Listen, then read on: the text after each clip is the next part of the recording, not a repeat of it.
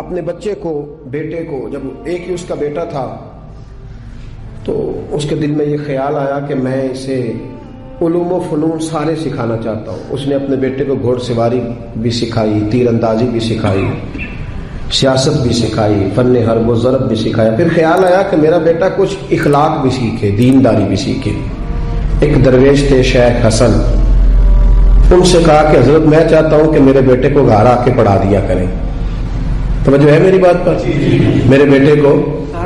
تو حضرت فرمانے لگے کہ اگر تیرے بیٹے نے پڑھنا ہے تو میں نہیں گھر آؤں گا، وہ میرے گھر آئے گا. تو وہ کہنے لگا حضور میں بھی دیکھ ہی رہا تھا، مجھے بھی ایسا خوددار عالم ہی چاہیے تھا، خوددار عالم چاہیے تھا. بہرحال حضرت کے گھر وہ پڑھنے جانے لگا تو مسلسل 6 سال وہ طالب علم پڑھنے گیا، اور عام طالب علموں کے ساتھ اس شہزادے نے بیٹھ کر تعلیم حاصل کی. جب تعلیم اس کی مکمل ہو گئی، وہ مکمل طور پر فارغ ہو گیا، فنون اس نے پڑھ لیے، علم و ادب اس نے سیکھا، اخلاقی باتیں اس نے سیکھی، دین کے حوالے سے ضروریات سے حضرت نے اس کو آگاہ کیا. جب کافی حد تک وہ ان چیزوں کو سمجھنے لگا تو ایک دن بلایا اس کے والد کو کہ اب تیرے بیٹے کی تعلیم مکمل ہوگی. اور محدث اعظم پاکستان رحمۃ اللہ تعالی علیہ فرمایا کرتے تھے کہ مجھے میرے استادوں نے جب دستار فضیلت کی تھی تو میں نے وہ پگڑی کا کپڑا سنبھال کے رکھا ہے، اور جب میں مروں گا تو میں نے اپنے بچوں کو وصیت کی ہے کہ مجھے کفن بھی اسی میں دینا، اس لیے کہ میرے اساتذہ نے یہ گواہی دی ہے کہ اب یہ دین کا چھوٹا سا طالب علم بن گیا. ایک دن جب فارغ ہو گیا تو استاد نے اسپیشل بلایا، کہا شہزادے کوئی کام ہے گھر آؤ. تو وہ طالب علم تھا، وہ گھر آیا. جب حضرت کے کمرے میں داخل ہوا تو اندر سے انہوں نے کنڈی لگا لی دروازے کی، ہاتھ میں درہ لے لیا، اتنی زور زور سے درے برسائے کہ اس کے وجود پر نشان پڑ گئے، مارتے گئے. میری غلطی استاد جی. اس نے کہا چپ کر، غلطی پوچھتا ہے نالائق. پھر مارا، پھر مارا، بہت مارا، اور جب بہت زیادہ مار لیا تو خود بھی پسینے سے شراب. دروازہ کھولا، چل دوڑ جا. شہزادہ تھا نا، باہر کھڑا ہو کے کہنے لگا حضور آپ ظلم کر رہے ہیں، مجھے بتائیں تو صحیح میری غلطی کیا ہے. غلطی بتا کے مارے تو ٹھیک ہوا، پر میں تجھے غلطی بتاؤں گا، چل نکل جا. اس نے گھر جا کے اپنے ابا سے کہا، بادشاہ سلامت سے، کہ استاد جی نے ناجائز مارا ہے. بادشاہ سمجھدار تھا، کہنے لگا بیٹا جو قومیں اساتذہ کو کٹہروں میں کھڑا کرتی ہیں وہ کبھی کامیاب نہیں ہوتی. استاد کبھی ناجائز نہیں مارا. اگر فزکس کیمسٹری کا ہو تو وہ ناجائز نہیں مارتا، لیکن اگر 8,000 کا مولوی ہو تو پھر وہ ناجائز ہی مارتا ہے. پھر سویرے اماں آئی جاتی ہے کہ تو مسیتے رہنا ہے کہ جا جانا ہے، 8,000 تنخواہ ہے تو میرا 60 کروڑ کا منڈا ہے. میں غلط نہیں کہہ رہا، میں صحیح کہہ رہا ہوں. وہ اگر فزکس کا استاد ہو نا جو 10,000 روپیہ لیتا ہے تو پھر تو ٹھیک ہے، لیکن اگر بیچارہ غریب امام مسجد ہو تو پھر تو وہ شہزادے کو آگ نہیں لگا سکتا. یہ تقسیم ہے ہماری، یہ ظلم ہے. تو بادشاہ نے کہا کہ بیٹا اساتذہ ناجائز نہیں مارتے، تیری کوئی غلطی ہوگی جس کی تجھے نہیں خبر، استاد جانتے. اس نے کہا نہیں ابا میں وہاں رہا ہوں، کوئی بات ہوتی تو مجھے بھی پتا ہوتی، اور پھر اگر اتنی سخت بات تھی جس پہ اتنا مارا کہ میرے وجود پہ نشان پڑ گئے، مجھے بتایا جاتا. اس نے کہا بہرحال میں تیرے استاد کو کٹہرے میں کھڑا نہیں کر سکتا، وہ تیرا استاد ہے. بڑے لوگ ایسی باتیں کرتے تھے. اب اس نے اپنی اماں سے کہا کہ اماں میرے دل سے بات نہیں جاتی، میرے ساتھ ظلم ہوا ہے. استاد نے قصدن مارا ہے، بلا وجہ مارا ہے، تعلیم سے فارغ ہونے کے بعد مارا ہے، سمجھ نہیں آتی. تو اماں کہنے لگی بیٹا تیرے ابا نے نہ کر دیا تو اب ہاں کون کرائے گا. وہ بادشاہ سلامت ہے، سخت مزاج آدمی ہے، میرا بیٹا تو صبر ہی کر. بچے نے صبر تو کر لیا پر اندر سے بات گئی نہیں. ظلم ہوا تھا نا. 30-35 سال بیت گئے. اس کے باپ کا انتقال ہوا تو وہ بادشاہ بن گیا. شیخ حسن بوڑھے ہو گئے تھے، یہ بھویں سفید ہو کے جھک گئی تھی، دونوں ہاتھوں سے لاٹھی پکڑتے تھے پھر بھی مشکل سے چلتے تھے. پہلے دن تخت نشین ہو کے شہزادے نے پہلا حکم یہ جاری کیا کہ میرے استاد کو حاضر کرو. 3-4 سپاہی بھیجے کو بابے کو پکڑ کے لاؤ جیسے بھی آ سکتا ہے. لے آئے، حضرت کو لا کے تب صاحب نے کھڑا کیا تو کہا استاد جی ناراض نہ ہونا، بوڑھے ہیں کمزور ہیں شک کوئی نہیں، پر میں کیا کروں، آج بھی دردیں اسی طرح میری تازی ہے، سوچتا ہوں تو پھر مجھے اسی طرح جلن محسوس ہوتی ہے، بتاؤ کیوں مارا تھا. تو شیخ حسن رو پڑے، کہنے لگے بیٹے بس اللہ سے میں نے دعا کی تھی کہ اس دن کے لیے مجھے زندہ رکھے، وہ دن آ گیا، میں نے آج کے دن کے لیے تجھے مارا تھا. بس آج جو دن آیا اسی لیے مارا. کہا حضور کیا مطلب؟ اب فرمانے لگے کتنی دیر ہو گئی تجھے مار پڑے ہوئے؟ کہا 35 سال. آج کیوں بلایا ہے؟ بھولا تو نہیں نا 35 سالوں میں؟ کہا حضور نہیں بھولا. تو آج کیوں بلایا؟ کہا میں آج صاحب اختیار ہوا ہوں تو بلا لیا. تو آپ فرمانے لگے بیٹے مجھے پتا تھا ایک دن تو بادشاہ بنے گا، اس لیے تجھے مارا تھا. ناجائز نہ کسی کے ساتھ ظلم کرنا. اگر تجھے 35 سال نہیں نہ بھولا تو جس کے ساتھ تو ظلم کرے گا اسے بھی قیامت تک نہیں بھولے گا. اور فرمایا آج تو با اختیار ہوا ہے تو نے مجھے کٹہرے میں بلا لیا ہے. قیامت کے دن اللہ سارے مظلوموں کو با اختیار کر دے گا. سارے مظلوم با اختیار ہوں گے اور سارے ظالم کٹہروں میں کھڑے ہوں گے.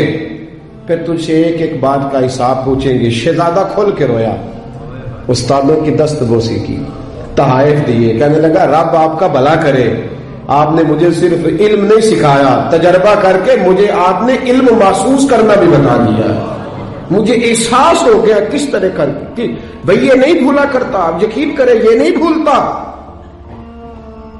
کسی کو لوگ گالی دے دیتے ہیں نا، گالی، وہ غریب آدمی ہوتا ہے بیچارہ، چھوٹا آدمی، وہ جواب نہیں دے پاتا.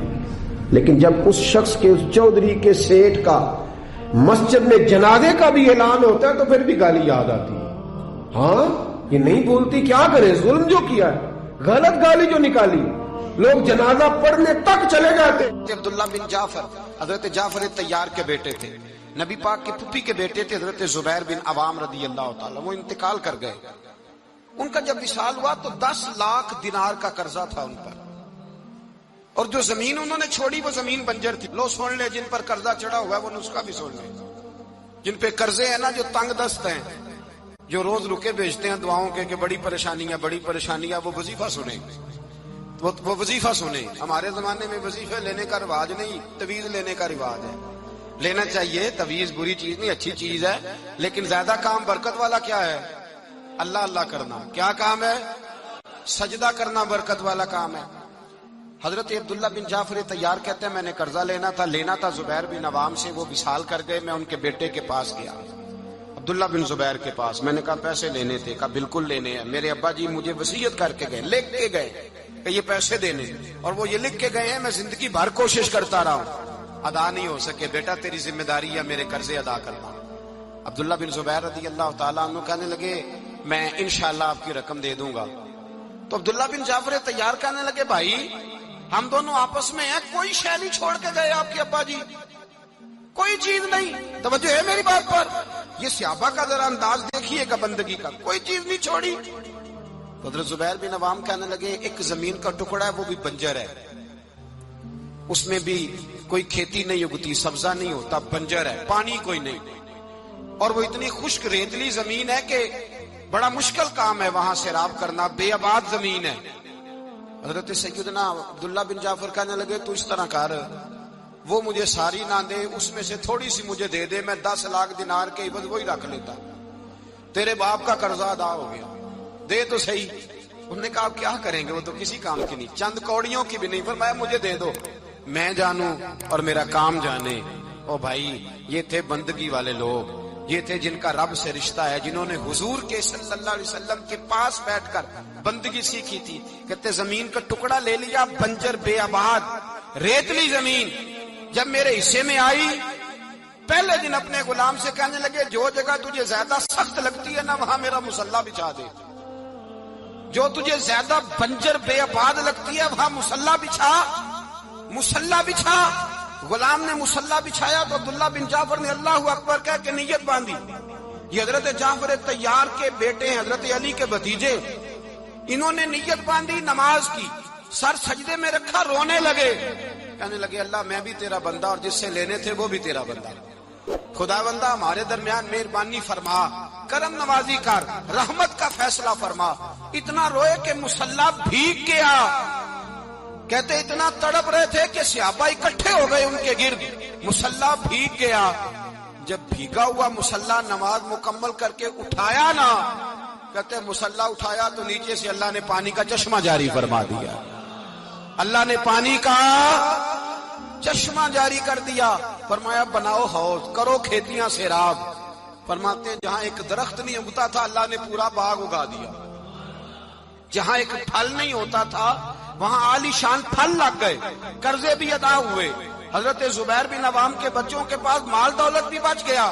لوگ جب کہتے ہیں یہ ساری کس چیز کی برکت ہے، اور فرماتے یہ ساری سجدوں کی برکت ہے، یہ رب کی بندگی کی برکت ہے جی، اس کی بارگاہ میں نماز پڑھنے کی مسلمان توجہ نہیں کرتا، توجہ نہیں۔ جاگ رہے ہیں آپ حضرات؟ یہاں کوئی حکومت اعلان کرے نا کہ ہر نماز کے بعد 500 روپیہ، کتنا جی؟ میرے خیال کسی بھی نہیں ہونا مسیح جی، آن گے کہ نہیں؟ نہیں تھوڑے جے بول دے ہو، جڑے نہیں بول دے انہاں تے بالکل ہی نہیں نہ ہونا، انہاں دا پکا پتہ لگ۔ او خدا کے بندو بات سمجھو، رب فرماتا ہے تو مسجد آدھا میں تجھے برکت عطا کروں گا، میں تجھے برکت دوں گا میں۔ ہمارا زمانہ مذاق کرنے کا، مذاق اڑانے کا زمانہ ہے۔ لوگ معاذ اللہ تعالیٰ ایسی ایسی باتیں ڈھونڈ کے لاتے ہیں کہ وہ جگہ جو قابل احترام ہے وہاں لوگ مذاق کرتے ہیں۔ ہمیں اچھی صحبت کی ضرورت ہے، اور ہم بھی بڑی مخالفت کرتے ہیں۔ اب مجھے تو ایک اور فکر لگ گئی ہے، ہم بھی بڑی شدت کے ساتھ مخالفت کرتے ہیں جھوٹے پیروں کی، غلط لوگوں کی، کرتے رہتے ہیں، لیکن اب فکر لگ گئی ہے کہ جھوٹے پیروں کی مخالفت تو بڑی ہو گئی، سچوں کی حمایت کا وقت بھی نکلتا جا رہا ہے۔ اب یہ مسئلہ بھی بڑا درپیش ہے۔ اب ہر جگہ نا ٹی وی پہ جو بندہ بھی آیا ہوا ہے اس نے ایک جعلی عمل پکڑا ہوا ہے، اخبار پہ خبر لگی ہے تو ایک جعلی آدمی پکڑ کے لایا ہے۔ میرا دل کرتا ہے اس کو پکڑ کے ایسے آستانے پہ بھی بٹھاؤں جہاں روز رسول اللہ کا دین پڑھایا جاتا ہے۔ وہاں کوئی انٹرویو تو نے کیوں نہیں کیا بھائی؟ وہاں کیوں نہیں کہا جہاں روز ایک شیخ الحدیث بیٹھ کے حدیث پاک کا درس دیتا ہے؟ اس پیر صاحب کے پاس تو کیوں نہیں گیا جس کے آستانے پہ کبھی کوئی بی بی آئی نہیں؟ میری بات کا سمجھ آ رہی ہے آپ دوستوں کو؟ یہ میرا سوال ہے پورے میڈیا سے، پورے میڈیا سے میرا یہ سوال ہے کہ میرے بھائی جعلی عمل تو پکڑ کے لایا ہے، تو جامعہ نظامیہ کے اندر داخل کیوں نہیں ہوا جہاں زمانہ بیت گیا میرے نبی پاک کی حدیث پڑھائی جاتی ہے؟ وہاں جا کے تم نے اساتذہ کا انٹرویو کیوں نہیں کیا؟ وہاں تو کیوں نہیں پہنچا؟ وہ لوگ بھئی برا آدمی تو تو نے معروف کر دیا، اچھے آدمی تک تو کیوں نہیں گیا؟ جانا چاہیے کہ نہیں جانا چاہیے؟ بھئی ہمارا بھی عجیب ماحول ہے، عجیب رنگ ہے، عجیب طرز زندگی ہے۔ ہم لوگ چلے بریلی شریف کا آستانہ تو بڑا دور ہے، میں یہاں کی مثال دیتا ہوں۔ آستانہ علیہ سیال شریف چلے جائے، مرکز ہے نا ہمارے یہاں، مرکز ہے نا، رسول اللہ کے دین کی بات بتائی جاتی ہے، نبی پاک کے۔ آپ نے دیکھے وہاں سرکس لگتی ہو، جھولے لگتے ہو، بولے نا، تو آپ میڈیا کو مشورہ کیوں نہیں دیتے ادھر بھی ایک چکر لگا کے؟ کیوں نہیں مشورہ دیتے آپ؟ شرک پور شریف ہے، حضرت کیلا والا شریف ہے، حضرت کرما والا شریف ہے، یہ میں آپ کو وہ والے آستانے گنوا رہا ہوں جو آپ کی رینج میں، ورنہ آپ اس سے باہر جائیں گے تو آپ کو بڑے بڑی خیر ملے گی دنیا میں، بڑی بڑی خیر۔ سارا میڈیا بھاگ کے چلا گیا اس آدمی کے پاس جو جعلی تھا، جو عورتوں کو لوٹتا تھا۔ حضرت مولانا ابو داؤد صادق صاحب کے ادارے میں کیوں نہیں گئے؟ وہاں کیوں نہیں گئے؟ کیوں نہیں اس جگہ گئے جس شخص نے اپنی ساری زندگی گزار دی ہے، کسی بی بی کا منہ ہی نہیں دیکھا؟ ادھر کیوں نہیں گئے تم لوگ؟ خیر کی جانب سفر کیوں نہیں ہوا؟ اب اس قدر زیادہ ایک منظم طریقے کے ساتھ اہل اللہ کو بدنام کیا جائے۔ اور اگر آپ نے ابھی تک ہمارا چینل سبسکرائب نہیں کیا تو فوراً سبسکرائب کیجئے، ساتھ ہی بیل آئیکن پر کلک کریں تاکہ مزید آنے والی ویڈیو ہے وہ آپ کو وقت پر ملتی رہیں۔ اللہ حافظ۔